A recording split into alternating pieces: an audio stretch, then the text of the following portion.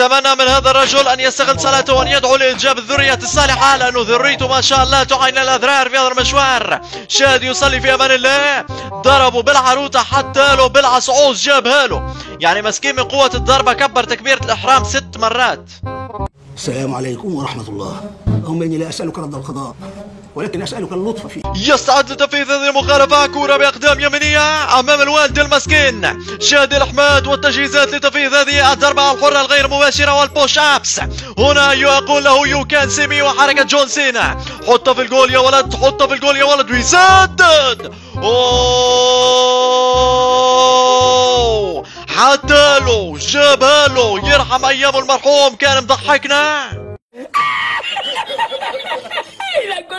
مثال حي ومباشر للأعراض الجانبية والسلبية لزواج الأقارب. شاهد هذا الوالد يشاهد مقاطع الغلابة بأمان الله، يأتي ابنه يركل له الهاتف بدون أي سبب.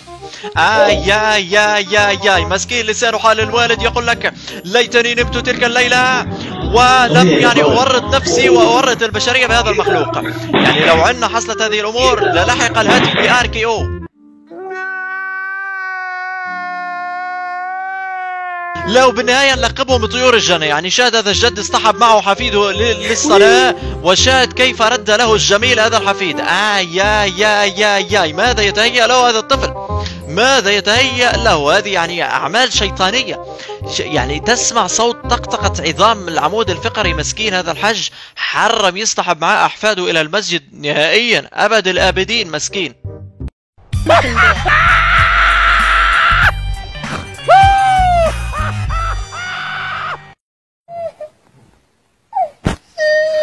مالك؟ كيف ضربك؟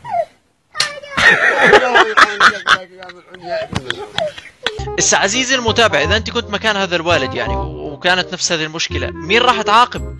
لأنه هو بالفعل الأب الآن في حيرة من أمره، من سوف يعاقب بعد هذا الفعل؟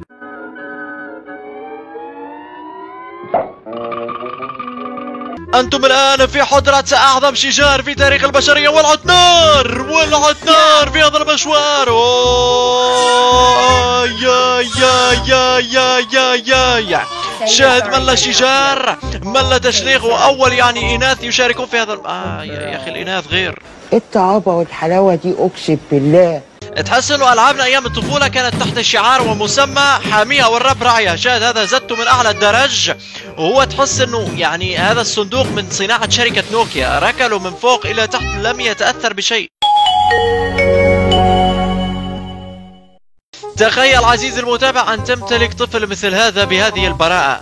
انا يعني لو ايامات سوق العبيد، وحتى لو ما فيش سوق عبيد ابيعه، يعني هذا مش ابيعه، اعطيه لحدا وادفع له من شار الله خذه. لو شاهد هذه الطفلة تسبح وتأخذ حمام سباحة بالبيض والصفار. والله يا صغيرتي نيالك انك مش عنا، يعني الام هنا تشاهدها وتضحك وتصورها ومبسوطة فيها. لو عنا يعني انا اتذكر مرة كسرت بيضة بالغلط وقعت مني، اكلت قرن فليفلي، لحد اللحظة انا فقدت يعني حاسة التذوق بسبب قرن الفليفلي وقديش كان حار. وعندك استراتيجية احفر قبرك بيدك، هذه اللي يعني انت تختار الوسيلة اللي بدك تنضرب فيها.